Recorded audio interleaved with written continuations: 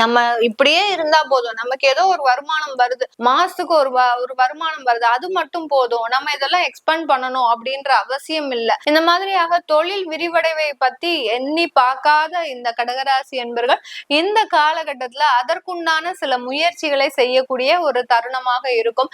வெளிநாட்டு வேலை வாய்ப்புகள்ன்றது இந்த கடகராசி என்பர்களுக்கு தானாக வந்து அமையக்கூடிய ஒரு நேரம். இந்த காலகட்டம் பாத்தீங்கன்னா கடகராசி என்பர்களுக்கு வெளிநாட்டு வாய்ப்புகள்லாம் வீடு தேடி வந்து கதவை தட்டும். உங்களுக்கு தான் வந்து கொடுப்பாங்க.